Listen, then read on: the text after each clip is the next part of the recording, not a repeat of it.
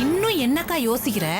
உன் முதுகுல குத்தினவள, உன் நினைப்புல மண்ணள்ளி போட்டவள பழி வாங்கணும்னா உன் கூடயே வச்சுட்டு குழவி மாதிரி கொட்டிக்கிட்டே இருக்கணும்.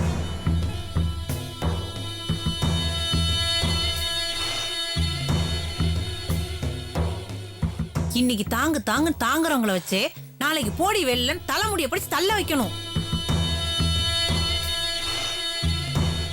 இதெல்லாம் பண்ணாம இப்ப அவளை வெளில அமிச்சிட்டு அவ பண்ண தப்புக்கு நீ தண்டனை அனுபவிக்க போறியா? வேண்டாக்கா, முதல்ல அவளை உள்ள கூப்பிடு.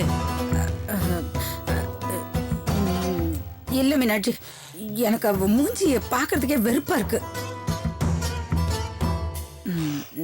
நீயே கூப்பிட அவங்கள. சரிக்கா, நான் கூப்பிடுறேன். நான் சொன்ன விஷயத்துல நீ ஞாபகம் வச்சுக்கோ. உன் பிள்ளைங்கள உன் கைக்குள்ளே போட்டுக்கோ, புரியுதா? நான் போய் கூப்பிட்டு வந்துடுறேன்.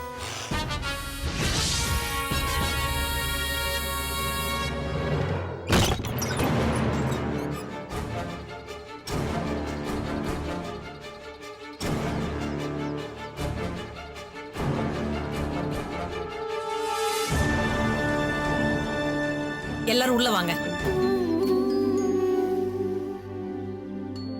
உள்ள வாங்க, உள்ள வாங்கன்னு சொல்றேன்ல. அக்கா ஏதாவது கோவத்துல சொன்னா உடனே வெளில போயிடுறதா? ஏமா இவங்க போனாங்கன்னு நீங்களும் போயிடுறதா? அப்புறம் சிவகாமி அக்காக்கு யாரு இருக்கா? அவங்க யாருக்கா வாழணும்? நாங்க வெளியே எங்கேயும் போகல. இவர் கூட எங்கேயாவது போலான்னு தான் சொன்னாரு. நான் தான் வேண்டாம், இங்கே இருப்போம், கண்டிப்பா அத்தை மனசரிங்க நம்மளை கூப்பிடுவாங்கன்னு சொல்லி மறுபடியும் இருக்க வச்சேன். சரிம்மா, குடும்பத்துக்கு மருமகளா வந்தவதான் புகுந்த வீட்டை தாங்கி பிடிக்கணும். நான் எல்லாத்தையும் சிவகாமி அக்காட்ட பேசிட்டேன். அவங்க இனிமே எதுவும் சொல்ல மாட்டாங்க. தைரியமா உள்ள வாங்க. நான் இவ்வளவு தூரம் சொல்றேன், என் மேல நம்பிக்கை இல்லையா உங்களுக்கு? உள்ள வாமா. அட வாமா, வாமா, கல்யாணம் வா.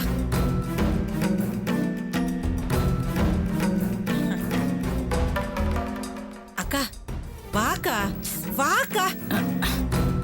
நடந்தது நடந்து போச்சு. அதுக்காக யாருமே வேண்டான்னு உதறி தள்ளிட்டு இருக்க முடியுமா? இவங்களெல்லாம் வளர்த்த ஆளாக்க நீ எவ்வளவு கஷ்டப்பட்டிருப்ப. அப்போ உடம்புல தெம்பு இருந்தது, கஷ்டப்பட்ட. இப்ப வயசாயிடுச்சு இல்லக்கா, இனிமேலும் கஷ்டப்படணுமா? மருமக கையால ஆக்கி சாப்பிட்டுட்டு அக்கடான்னு ட்ரெஸ் எடுக்கிறத விட்டுட்டு இப்படி முறுக்கிட்டு திரியிற. எல்லாத்தையும் தூக்கி தூர போட்டுட்டு குடும்பமா வச்சு வாழுக்கா. அபிராமி, கல்யாணம் அம்மா காலில் விழுந்து ஆசீர்வாதம் வாங்கிக்கங்கப்பா. வாங்க, ஆசீர்வாதம் பண்ணு. அத்தை, எங்களை மன்னிச்சு ஆசீர்வாதம் பண்ணுங்க.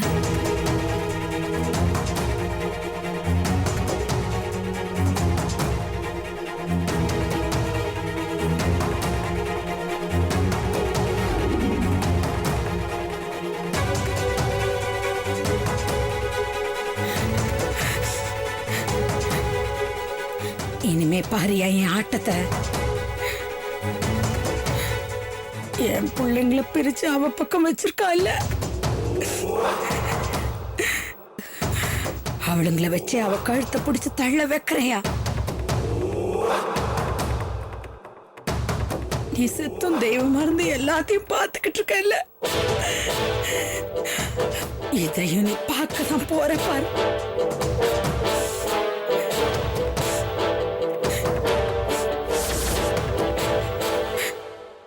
உங்க எல்லாருக்கும் என்னென்ன பிடிக்கும்னு சொல்லுங்க, இன்னைக்கு நானே சமைக்கிறேன்.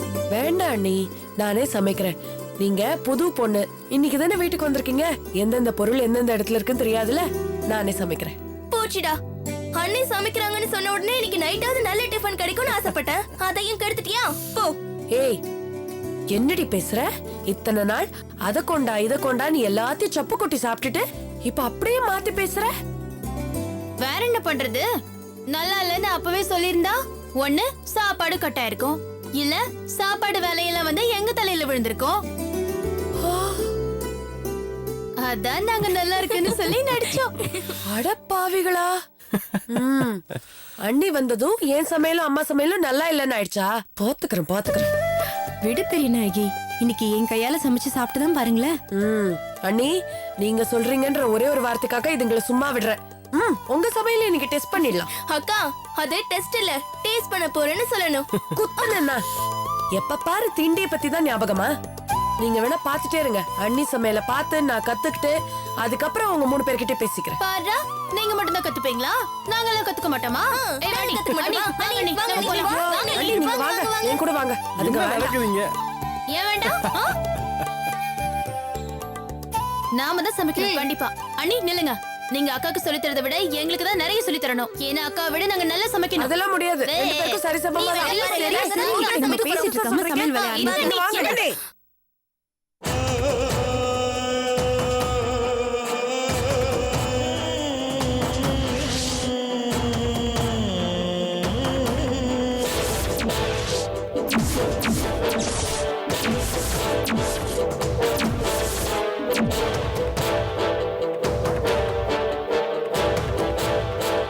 டேய், இந்த பக்கம் வா. தள்ளி நில்லுங்கடி. எங்க கூட்டு போறவள? சமையல் அறைக்கு. இன்னைக்கு அண்ணி சமையல். இந்த அண்ணி சமையல் நொண்ணி சமையல் இதெல்லாம் தேவையில்லை. முதல்ல அவளை அந்த பக்கம் போசல.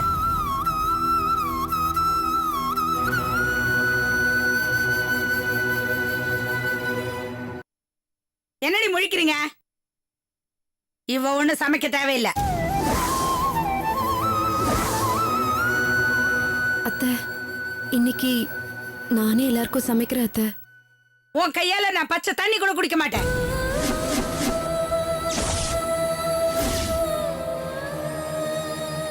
நீ வந்துதான் ஆக்கி போடணும்னு நாங்க ஒண்ணு நாக்க தொங்க போட்டுக்கிட்டு தொன்னாந்துக்கிட்டு இருக்கல.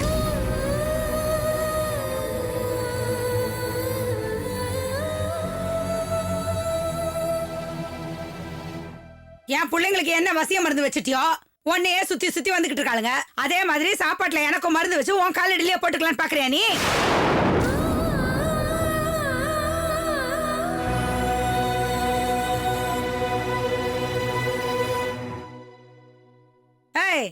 நான் என்ன கை கால் விளங்காமையா கிடக்குறேன்? நான் நல்ல தடமா தான் இருக்கேன்.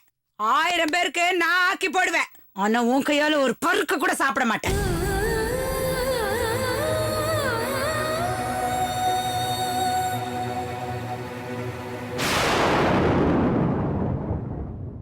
மருமகனா மகளுங்களுக்கு கீழேதான். நீ சும்மா இதை செய்யற அதை செய்யறன்னு என் மகளுங்களுக்கு மேல வசதி ஆயிடலாம்னு நினைக்காத. இத பாருடி, என் மகளுங்க கையால ஊசி போன சாப்பாடு கூட நான் சாப்பிடுவேன். ஆனா உன் கைப்பட்ட எதையுமே சாப்பிட மாட்டேன்.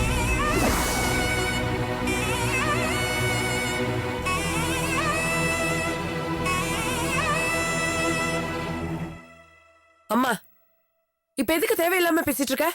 உனக்கு என்ன அண்ணி சமைக்க கூடாது அவ்வளவுதானே? நானே சமைக்கிறேன், பிரச்சனையை விடு. அண்ணி, நீங்க போய் அண்ணனோட பேசிட்டு இருங்க. நான் டிஃபன் ரெடி பண்ணிட்டு கூப்பிடுறேன்.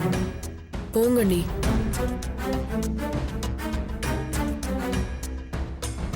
நீங்களும் போய் வேலையை பாருங்கடி. ஓ,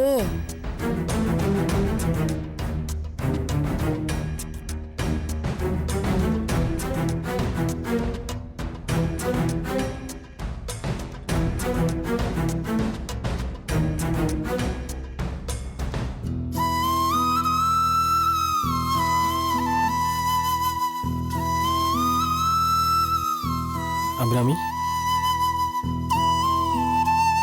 அம்மா கொஞ்சம் ஓவரா தான் பேசிட்டாங்க. அதை நீ தப்பா எடுத்துக்காத.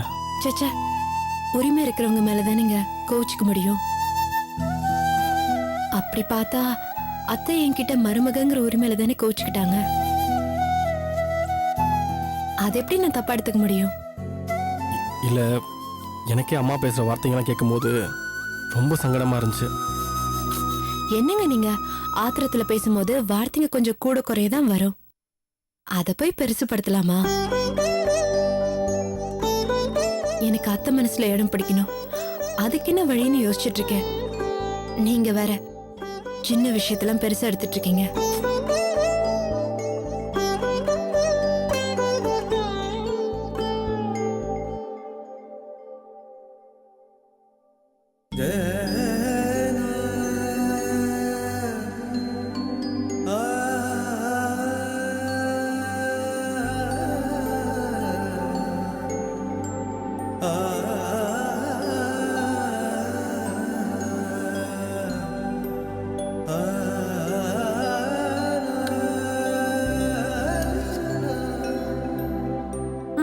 ரெண்டு பேர் சாப்பிடுங்க.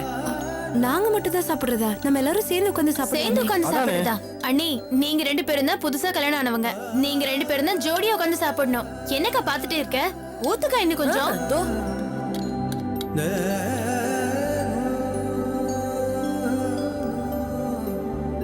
சாப்பிடுங்க.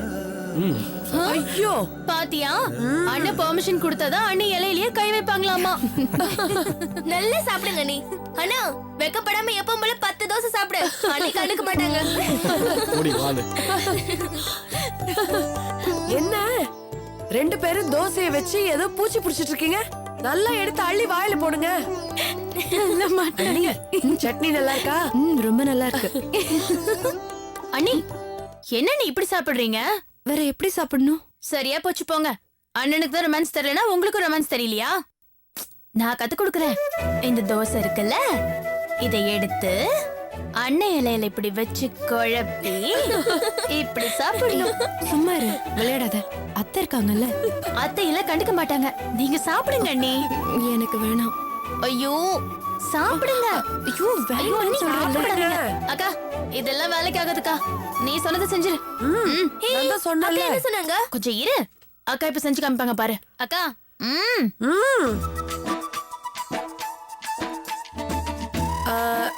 அண்ணே, 2 பேர் கண்ணு மூடுங்க. எதுக்கு? சொல்றேன், முதல்ல கண்ணை மூடு. எதுக்குன்னு சொல்லு. நீங்க கண்ணை மூடுங்க, நான் சொல்றேன். ஏய், கண்ணை மூடுனா என்னமோ. ம், சரி.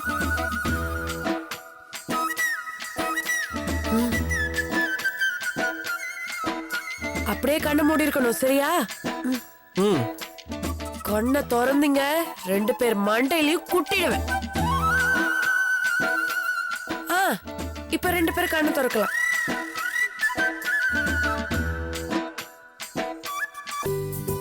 எதுக்கு கண்ணை மூட சொன்ன? எதுக்கு கண்ணை திறக்க சொன்ன? எல்லாம் ஒரு விஷயம் இருக்கு. முதல்ல 2 பேரும் சாப்பிடுங்க. ஏய், இது நான் சாப்பிட்ட இலையிலையே. ஆமா, நானும் இந்த இலையில சாப்பிடலையே. இலை மாறிடுச்சு. எப்படி? நான் தான் மாத்தினேன். ஏன்? ஏனா? என்ன கேள்வி இது? என்ன உங்க 2 பேரையும் பார்த்தா புதுசா கல்யாணம் ஆன மாதிரியா இருக்கீங்க? ஊர் உலகத்துல புதுசா கல்யாணமானவங்க அழகா ஒரே இலையில 2 பேரும் ஒருத்தருக்கு ஒருத்தர் ஊட்டி விட்டு சாப்பிடுவாங்கன்னு கேள்விப்பட்டிருக்கேன். அதுதான் சம்பிரதாயம். இங்க அப்படியே நடக்குது. நீ என்னமோ இலையில நீ பாட்டுக்கு சாப்பிட்டுட்டு இருக்க, அண்ணி என்னமோ எதையோ பிச்சு பிச்சு சாப்பிட்டுட்டு இருக்காங்க. அதனாலதான் பார்த்தோம். நீங்க 2 பேரும் ஒன்னும் தேடுற மாதிரி தெரியல. உங்க 2 பேர் இலையும் நாங்களே மாத்தி வச்சிட்டோம்.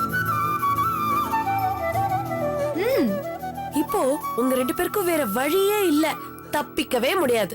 சாப்பிடுங்க சாப்பிடுங்க. ஏய், இதெல்லாம் வேண்டாம் பெரிய நாயகி. பெரியவங்க எல்லாம் இருக்காங்கல்ல. அண்ணி, என்ன அண்ணி இது? பெரியவங்க எல்லாம் ஒண்ணும் சொல்ல மாட்டாங்க. நீங்க பாட்டுக்கு சாப்பிடுங்க. சொன்னா கேளு, அடம் பிடிக்காத. இது என்ன அண்ணி தப்பான விஷயமா? சம்பிரதாயம் தான். ஊர் உலகத்துல எல்லா இடத்துலயும் நடக்கிறதுதான்.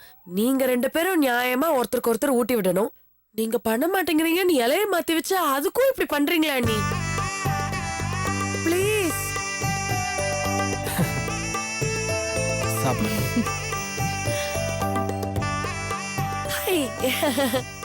சாப்பிடுங்க. நல்லா தொட்டு சாப்பிடுங்க அண்ணி. நீயும் சாப்பிடுனா, நல்லா சாப்பிடு. அண்ணனுக்கு இன்னும் 2 தோசை எக்ஸ்ட்ராவே உள்ள போகும். அண்ணியோட இலைல. ஏய், நிறுத்துங்க.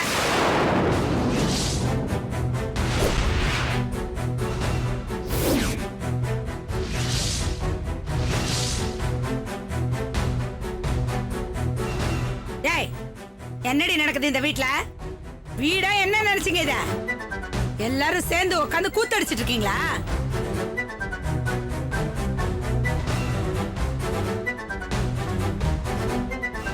முறைப்படி தாலி கட்டிக்கிட்டு வந்திருந்தா இந்த சடங்கு சம்பிரதாயம் இதெல்லாம் ஒழுங்கா செஞ்சிருந்திருக்கலாம்.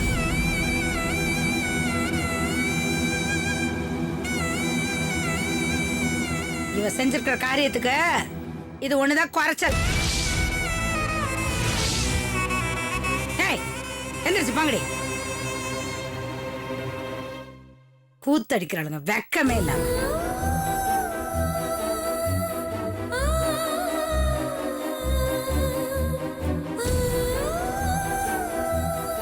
இருங்க, ம் நம்ம இலையிலே நம்ம சாப்பிட்டுக்கலாங்க.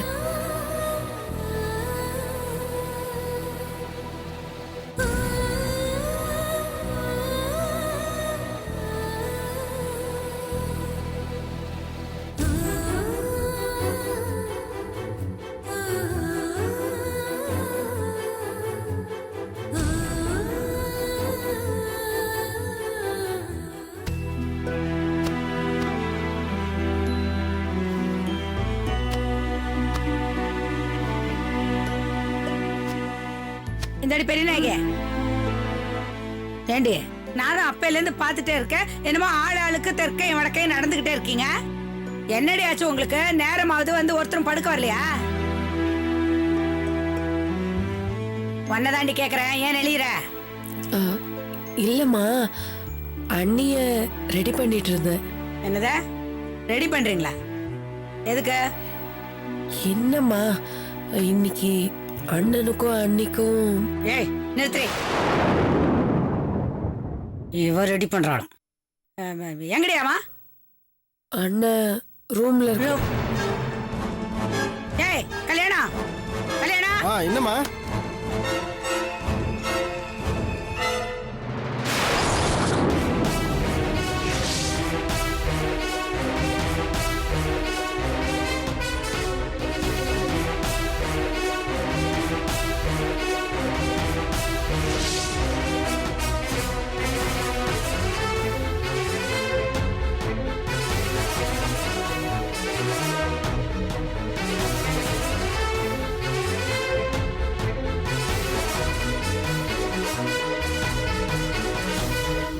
என்னடா இதெல்லாம்?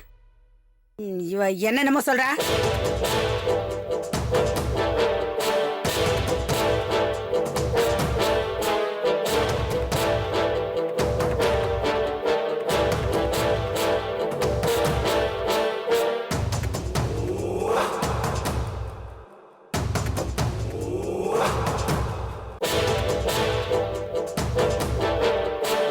மருந்து குடிச்சதுனால வாய் வேறெல்லாம் புண்ணா இருக்கு. 2-3 நாளுக்கு ரெஸ்ட் எடுத்து உடம்ப தேத்தணும்னு டாக்டர் சொல்லியிருக்காருல்ல.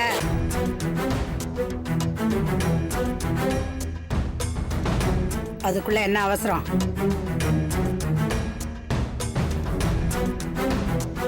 உள்ள பட. டேய், போய் படுங்கடே. வாங்கடே. அவஸ்தை கட்டணும், எதை பண்றது இல்லாம. போ நீயா.